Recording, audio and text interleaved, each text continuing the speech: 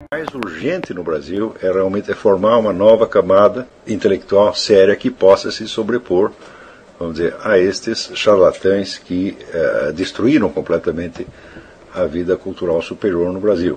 Então, o ambiente histórico-cultural é definido por alguns fatores cuja descrição chega até mesmo a ser atemorizante. Mas é claro que eu não estou aqui, não vou descrevê-los, não vou mencioná-los com a ideia de intimidar vocês, mas simplesmente de mapear o terreno onde vocês vão entrar. Esse mapeamento é absolutamente necessário para que cada um possa, vamos dizer, programar a sua estratégia, as suas táticas de atuação intelectual. A situação atual do mundo é definida pela presença de um elemento até uns séculos atrás era totalmente desconhecido. Esse elemento é a existência de uma elite internacional muito rica, muito poderosa, que resolveu já há bastante tempo integrar as suas atividades e trabalhar em favor de um plano unificado de governo mundial.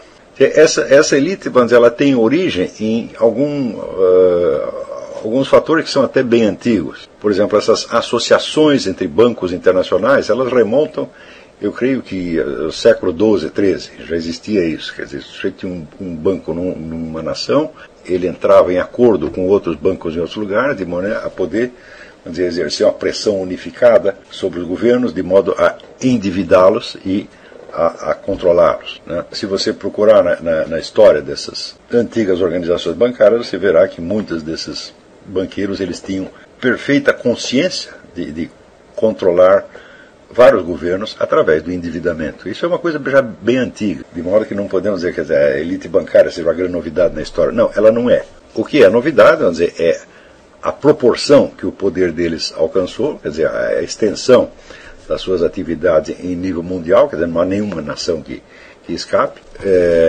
e o fato de que, mais ou menos a partir da segunda metade do século XIX, eles começaram a chamar a seu serviço intelectuais, cientistas, escritores, etc., e num processo de permanente debate e intercâmbio, chegaram a formular planos bastante nítidos, tá certo? Isso tudo não é. Passou o tempo em que você podia dizer que isso, a teoria da conspiração, isso é hipótese. Não, isso aí hoje em dia está tão bem documentado que quem quer que. O sujeito que duvida da existência disso por um segundo está fora do debate. Quer dizer, é um imbecil total, uma pessoa que está tentando apreender uma situação mundial, conceitos e com imagens que de 50, ou 60, ou 70 anos atrás. Está completamente por fora. Então, não pode haver grande dúvida de que a atuação desta elite financeira está por trás de praticamente todos os grandes movimentos políticos de alcance mundial que nós vimos no século XX. E que nenhum desses movimentos traduz inteiramente os objetivos e planos desta elite.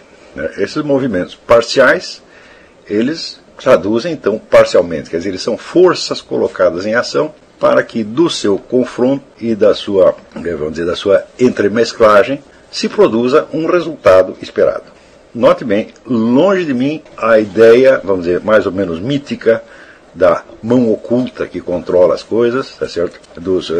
O poder secreto, nada disso. Primeiro que nada disso é secreto, tudo isso é público, tudo isso está altamente documentado, e o que torna isso, vamos dizer, mais ou menos inapreensível pelo cidadão comum é, primeiro, a grande complexidade dos planos, e segundo, o altíssimo nível intelectual dessas discussões, que não é para qualquer pessoa.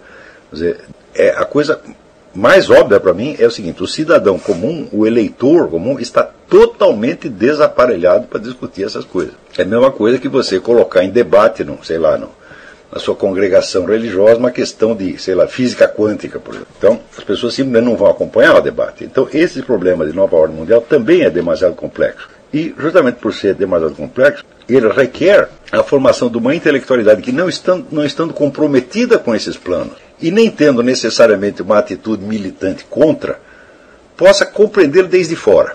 O fato é que, até hoje, a quase totalidade da bibliografia que existe a respeito, ou é produzida, vamos dizer, por pessoas de dentro mesmo do próprio esquema, quer dizer, por intelectuais que estão, vamos dizer, a serviço desta elite, sabendo quais são os planos e desejando colaborar com eles, como por exemplo o caso do Carroll Quigley, ou mais antigamente Herbert George Wells,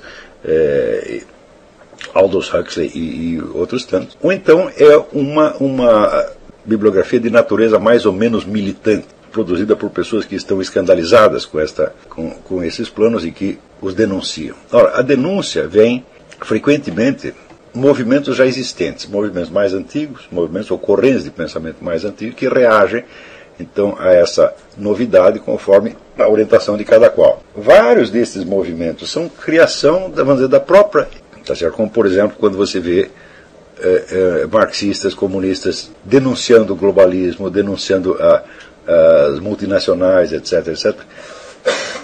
É claro que isto é uma parte, uma fração deste movimento, enorme movimento de transformação mundial, que se volta contra o conjunto, de certo modo, mas se volta contra o conjunto desempenhando nele uma função específica, justamente mediante esta revolta. Um exemplo, está um caso que pode ilustrar isso de uma maneira claríssima. Vocês lembram quando esteve no Brasil um militante ecologista francês chamado José Bové. O Bové, então, ele invadiu lá umas terras que pertenciam à empresa Monsanto e que estava trabalhando, então, sementes transgênicas. E ele, protestando contra os transgênicos, então, foi lá e arrancou várias plantas, tocou fogo, destruiu lá uma plantação da Monsanto. Então, vista na escala menor e local, do que se trata? É um militante da esquerda, um militante socialista, de inclinação socialista, que está em luta, então, contra uma multinacional, uma expressão, vamos dizer, do capitalismo. Bom, acontece o seguinte, acontece que esta empresa Monsanto, ela é um dos pilares da nova ordem mundial alimentar, que é o controle dos alimentos em escala global pela ONU, por órgãos da ONU. A Monsanto é a empresa que preside isso aí. Ora, quer dizer, você tem uma espécie, vamos dizer, de controle estatal da alimentação em nível mundial, é a coisa mais socialista que você pode imaginar. Quer dizer, sob este aspecto, a Monsanto é infinitamente mais esquerdista e mais radical do que o José Bové. Acontece que, naquele momento, o José Bové só tinha, dentro da perspectiva dele, dentro do horizonte dele, só existia dois elementos em jogo. Um é a ideologia ecologista que ele tem, e do outro lado, a proposta dos alimentos transgênicos, que seria, segundo ele, um atentado antiecológico, antinatural, antibiológico, etc, etc. Então, é claro que a mídia, quando noticia esses acontecimentos, quando chega a noticiar, ela noticia dentro da escala, e dentro da escala micro, da escala local, eles têm um significado, que frequentemente está absorvido e desmentido pelo significado que as coisas têm numa escala superior. Essas ambiguidades tornam o processo incompreensível a quem quer que não tenha, vamos dizer, um treino historiográfico suficiente, capaz, vamos dizer, de acompanhar e de traduzir esses vários níveis de significado que os acontecimentos têm, conforme a amplitude maior ou menor de horizonte com que eles sejam enfocados. Então, encontrar vamos dizer, a escala certa e a perspectiva certa é o grande problema, né, nestas coisas. Não é isso? O que quer que você tente, qualquer acontecimento que você tente interpretar ou tente compreender, você o faz desde uma determinada perspectiva e dentro de uma escala de prioridades que é a sua. Não é isso? Então, por exemplo, neste mesmo caso, você vê que como a escala de prioridades, vamos dizer, do jornalismo brasileiro é a escala de prioridades da esquerda local, então é assim, eles ainda estão... Qual é o enredo, qual é a narrativa dentro da qual este episódio aparece e dentro da qual ela adquire sentido para ele? É a narrativa, vamos dizer, da luta de classes. Não é isso? Então, você verá ali o Zé Bové como representante dos pequenos proprietários, dos agricultores, etc., em luta contra o grande capital. Este é um enredo que eles leem. E esse enredo é determinado, vamos dizer, pela escala de prioridade deles. Vamos dizer, qual é a nossa escala de prioridades? A nossa escala de prioridades é tentar compreender a coisa, vamos dizer, na sua totalidade, na sua dimensão integral, em vista, vamos dizer, de valores civilizacionais mais permanentes. Nós queremos saber o que isto significa, o que esta grande transformação significa, dentro da história humana, até onde nós podemos enxergá-la. Não que eu tenha que acreditar necessariamente numa unidade integral da história humana. Não, eu sei que a história humana é constituída, às vezes, de pedaços absolutamente incomunicáveis. Tá certo? e que existem desenvolvimentos históricos totalmente independentes e que nós não conseguimos enquadrar, vamos dizer, numa visão historiográfica, por assim dizer, numa meta-história integral. Tá certo? Não é isso, mas até onde a nossa vista alcança, nós temos uma concepção do que se passou da história e do que é o ser humano dentro do cosmos e do que nós estamos fazendo aqui. Então, é à luz desta perspectiva maior que nós temos que tentar entender este processo de nova ordem mundial, dentro do qual vai se desenrolar a nossa própria atividade de estudiosos, de intelectuais, de escritores, de cientistas, etc, etc. Então, nós podemos, por um lado, aceitar que essa análise se baseie em valores já assumidos de antemão, contanto que esses valores tenham, vamos dizer, um sentido de universalidade suficiente. Por exemplo, se eu quero julgar o movimento globalização, à luz do movimento socialista, eu não posso fazê-lo porque o movimento socialista é uma parte do próprio movimento globalista, ele é uma função do movimento globalista, ele foi criado pelo... Ele jamais vai ter amplitude para poder se colocar acima deste movimento e enxergá-lo. Então, a pergunta seria, quem pode julgar esta reforma globalista? Eu digo, bom, só quem seja capaz de enxergar um pouco para além dela. Então, isso quer dizer que nós temos que tomar como medida de aferição da nossa visão de conjunto a visão que é apresentada pelos grandes historiadores que participam do movimento da globalização, especialmente dois, um que é Arnold Toynbee e outro que é o Carroll Quigley. Ou seja, nós temos que enxergar no mínimo o que eles enxergam, porque todo este plano de globalização, ele se entende a si próprio como um passo civilizacional que está sendo dado dentro de uma visão que eles têm da história. Então, é claro que estudar as obras do Arnold Toynbee e do Carroll Quigley é uma condição absolutamente necessária para que você possa começar a raciocinar a respeito. E é só quando você adquire uma visão dos princípios gerais de interpretação e de avaliação que eles estão usando, é que daí você pode tentar arriscar alguma coisa que seja superior, que seja intelectualmente mais sólida, mais relevante e que tenha, vamos dizer, um padrão de universalidade mais defensável do que o que eles estão propondo. Vamos dizer que no conjunto esse movimento da globalização ele expressa uma crença profunda de que existe um movimento da história que se dirige no sentido, vamos dizer, do controle maior da natureza pelo ser humano, né, e portanto no sentido, vamos dizer, da centralização do poder. Parece, vamos dizer, são princípios óbvios, né? Vamos dizer que se você procurar constantes da história humana, uma constante que você vai encontrar e que foi ressaltada pelo Ellsworth Huntington, não confundir com Samuel Huntington, que parece que é neto dele, neto ou filho, sei lá, no livro As Fontes da Civilização, Mainsprings of Civilization. Uma dessas constantes é o contato cada vez maior entre culturas diferentes. Você vai ver que, de fato, isto é uma constante na história. Quer dizer, várias culturas vão crescendo, etc., e que elas, em função do próprio crescimento da população, o qual é outra constante, a população terrestre jamais diminuiu, ela sempre cresce. Então, existe esta tendência de aproximação. Na mesma medida em que há a tendência de aproximação, existe a tendência, vamos dizer, de absorção das culturas menores pelas culturas maiores. Então, há um processo, vamos dizer, de integração. Isso, de fato, materialmente, isso aí acontece. Porém, a partir do momento em que algumas pessoas altamente qualificadas e com meios para isso entendem que existe este processo e que esse processo, portanto, se torna consciente, no instante seguinte o processo se torna voluntário e planejado. E isso é que é a definição da globalização. Quer dizer, a globalização é a tentativa de conduzir por meios, vamos dizer, deliberados e planejados, um processo que já vinha acontecendo, que é o processo da integração.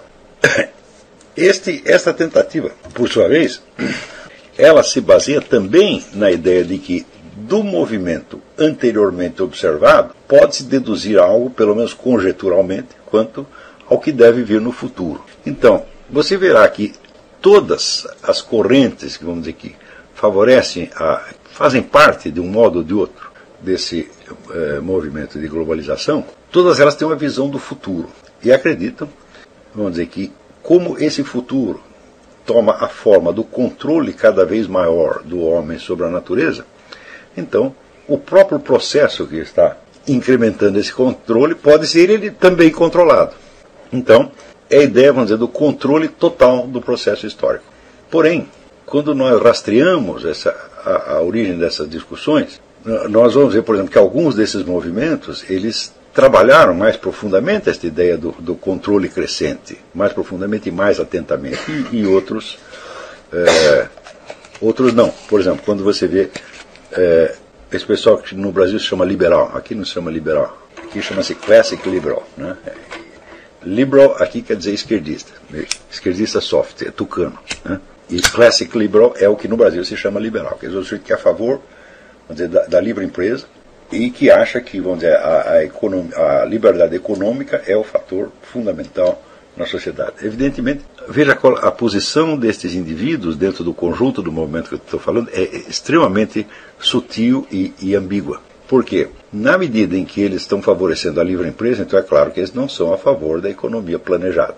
Porém, na medida em que eles se opõem aos controles exercidos em escala nacional, eles acabam favorecendo uma transferência de poder, quer dizer, dos organismos das soberanias nacionais para a escala internacional. Como esse aspecto do poder político não é, vamos dizer, um ponto fundamental de interesse deles, eles estão mais interessados em economia, eles acham que se houver liberdade econômica, o resto se resolve por si.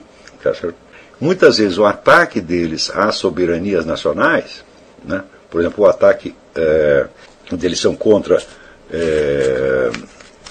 regulamentos protecionistas, etc., que às vezes são, vamos dizer, a defesa de uma nação menor contra uma nação maior, ou uma defesa de uma nação contra o próprio processo globalista, né?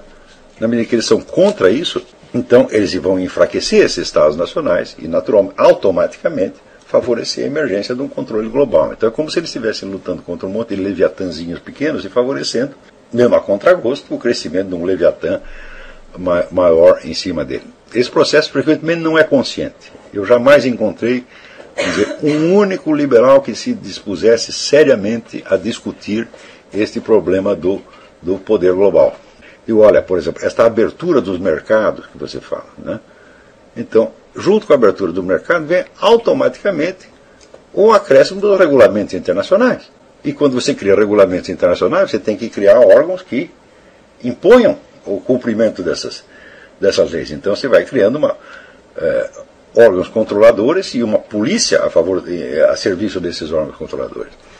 Então isso é só para mostrar para vocês até que ponto os movimentos políticos e correntes de ideias que existem em circulação, nenhum deles tem meios de lidar com o problema da globalização na escala global. Cada um deles só vê um pedaço da coisa que é o pedaço que é determinado pela sua escala de prioridades. Se a sua prioridade é a liberdade de mercado, então você vai ver o globalismo em termos de liberdade de mercado. Mas e o resto que acontece paralelamente e até em função disso? Bom, isso aí é considerado um problema secundário, tá certo?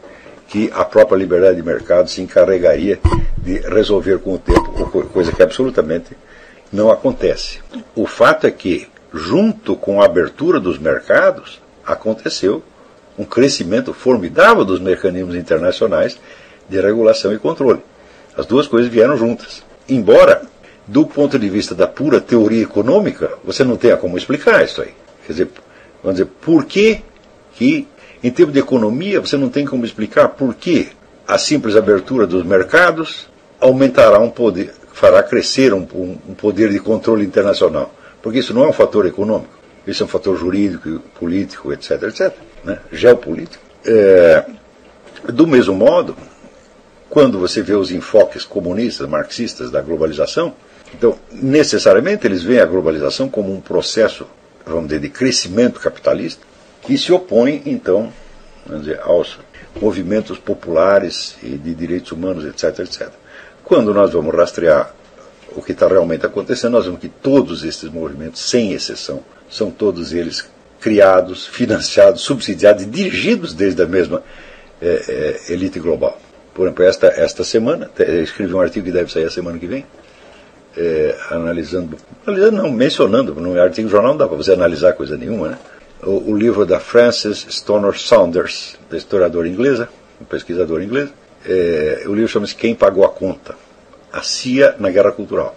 Ela, lá pelas tantas, ela denuncia como uma dessas operações da CIA destinada a favorecer o imperialismo capitalista o fato de que, né, em 1969, a Fundação Ford deu um dinheiro para o Fernando Henrique Cardoso e outros professores demitidos da USP criarem o CEBRAP, Centro Brasileiro de Análise e Planejamento. O jornalista Sebastião Neri, que é um sujeito notável pela sua inteligência glútea, ele imediatamente, né, escreveu um artigo dizendo: olha aí, né, a interferência, o imperialismo, o Fernando Henrique se vendeu para o imperialismo, Yankee, etc, etc, etc. E, bom, acontece o seguinte: a Fundação Ford, né, ela já desde os anos 50 já é acusada de favorecer a propaganda comunista.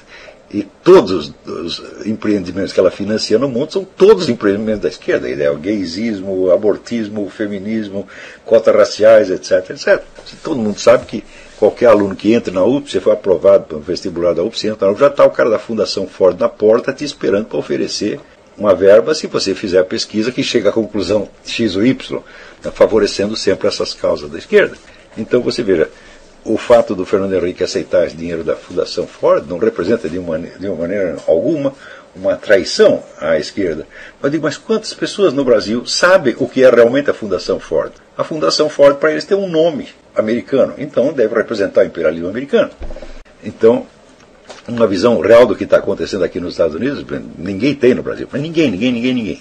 É tudo filtrado pela lente, vamos dizer, de uma esquerda local, provinciana, quer dizer, é tudo visto numa escala onde o significado das coisas pode ser até invertido. Quer dizer, onde uma fundação notoriamente pró-esquerdista, pró-comunista, etc., aparece, então, com a figura, vamos dizer, do imperialismo yankee. Né? E o Fernando Henrique é um sujeito que tem uma atuação consistente de 40 e tantos anos a favor do socialismo fabiano. O socialismo fabiano é o chamado socialismo não revolucionário. Quer dizer, não é revolucionário no sentido de não ser violento, mas é revolucionário também no sentido em que eu uso a palavra revolucionário. É um sujeito que tem uma folha corrida de serviços prestados a esse movimento com uma coerência notável ao longo de 40 ou 50 anos, aparece então aos olhos de uma outra ala da esquerda como se fosse um traidor pró-capitalista. E a discussão, você sabe que toda a discussão brasileira é esta, é PT versus PSDB. Quer dizer, é uma discussão interna de uma facção do movimento globalista. Então é claro que nessa escala, assim como na escala de pensamento dos liberais, não dá para você compreender o que se passa. Ou seja, seria ridículo, mas absolutamente ridículo, você tentar imaginar que esse movimento de globalização tem por finalidade fazer os camaradas ganharem mais dinheiro. É uma coisa inteiramente absurda. Quer dizer, os indivíduos que controlam o fluxo internacional de dinheiro não tem por que ganhar mais dinheiro. Ganhar mais dinheiro não faz sentido. O sujeito que controla o dinheiro, ele controla o valor do dinheiro. Então o que quer dizer ganhar mais dinheiro? Por exemplo, se você ganha um salário de, sei lá, R$2.000, quer passar a ganhar 4, então isso faz sentido para você, mas for o controlador do dinheiro que pode fazer 2 valer 4 ou 4 valer 40, isso aí não faz a menor diferença. Quer dizer, vamos dizer, todas as explicações econômicas para o globalismo são absolutamente fúteis. Então, é claro que não se trata disso, as pessoas não vão tentar dirigir o fluxo inteiro da história humana só para elas ganhar mais dinheiro, vamos dizer, isso é uma visão de um provincianismo e de uma mesquinharia mental a toda prova. O fato é que entre os próceres globalistas você vai encontrar algumas das pessoas mais idealistas e devotadas, tá certo? E altruístas do mundo, jamais pensaram em como eles vão ganhar mais dinheiro. Então é claro que o problema não é este. Agora, que é um problema de poder, Agora, o que é poder? Poder significa a capacidade que você tem de fazer os outros fazerem o que você quer. O poder é exercido sobre os outros e é uma vontade que se sobrepõe a outra vontade. Ora, nós só podemos compreender o fenômeno do poder, quer dizer, qualquer análise, vamos dizer, por mais elementar do fenômeno do poder, ela tem de partir de uma premissa que é absolutamente ignorada por toda a brilhante ciência social contemporânea, que é o fenômeno, vamos dizer, da diferença de poder entre seres humanos. A diferença de poder entre um membro da espécie e outro membro da espécie é uma das características mais constantes e fundamentais da presença humana no cosmos. Não há nenhuma outra espécie animal no qual dois membros sejam tão diferentes na sua quantidade e escala de poder quanto isso acontece entre seres humanos. o fato de, se você pegar, digamos, uma tribo de índio, tem lá um cacique, um pajé, que pode a qualquer momento determinar a morte de qualquer dos membros, tá certo? Quer dizer, tem poder de vida e morte. Fala, este fenômeno não existe em nenhuma tribo animal. Se você pegasse um bando de leões, ora, o leão mais forte não vai decretar a morte do leão mais fraco, a não ser que seja atacado por ele. Isso nunca acontece. Então, esta diferença, por mais longe que você remonte na história, ela se observa. E a diferença chega a ser a diferença entre o tudo e o nada. Quer dizer, um sujeito que tem todo o poder e outro que não tem nenhum.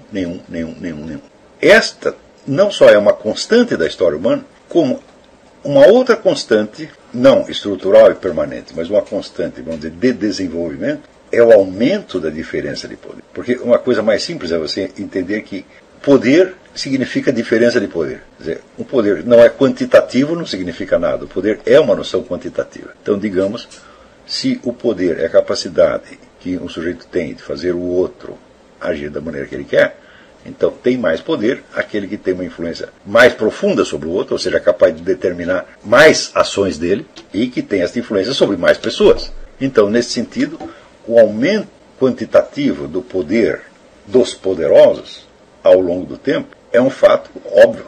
Quando você vê, quando no século XX aparecem tipos como Hitler, ou Mao Tse-tung, ou o Stalin, que tem a capacidade de, num golpe de caneta, determinar a morte de milhões de pessoas. E aquilo vai ser executado sem discussão e sem oposição. Então você imagine, por exemplo, a diferença de escala de poder entre o Stalin sentado na sua mesa com a sua caneta e o sujeito que está lá jogado no fundo do gulag, sem ter o que comer, sem poder dizer ai e sem poder determinar nada do seu destino. Quer dizer, ele não tem poder sobre a sua vida nos próximos 5 minutos. Então, esta diferença como essa sempre existiu, sempre existiram. Acontece que elas aumentaram em intensidade e extensão ao longo do tempo. E esse aumento está muitíssimo bem documentado no livro do Bertrand de Jouvenel, que se chama Du Pouvoir, né, do Poder, História Natural do Seu Crescimento. Esse é um livro, uma leitura que obrigatória não agora, mas mais dia menos dia você não tem que ler esse livro. Dentro deste desenvolvimento, mesmo os empreendimentos que são tentados para diminuir o poder, vamos dizer, dos governos sobre os cidadãos, dos reis sobre os seus súditos, mesmo esses movimentos acabam aumentando o poder. É exatamente o que aconteceu nos Estados Unidos. Quer dizer, os Estados Unidos são fundados com a ideia do poder limitado, né? Tanto que o poder central, aqui, ele é criado pelos poderes estaduais. Você tem vários poderes estaduais que se aglutinam, se combinam entre si de criar um poder federal que só terá os direitos que eles lhe concederem explicitamente. Quer dizer, não existe uma soberania federal sobre os estados, mas ao contrário, uma soberania dos estados sobre o governo federal. Decorridos 100 e poucos anos, esse processo já tinha invertido. A partir menos de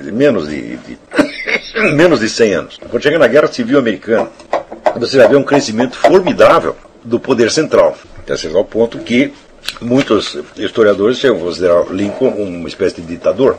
Ele instituiu a censura à imprensa, prendeu um bocado de gente sem processo nem nada. O cara que era, depois da guerra, encerrada a guerra, o sujeito que era presidente da Confederação, Jefferson Davis, ficou na cadeia um tempão sem processo nem coisa nenhuma. Aliás, ele pedia que o processassem, ele pedia que o acusassem formalmente para que ele pudesse se defender e nunca lhe deram essa chance. Então, isso aconteceu numa nação que tinha sido concebida na base da limitação do poder central. Então, mesmo esses movimentos que temporariamente parecem reverter o curso geral das coisas acabam por fortalecer esta mesma tendência.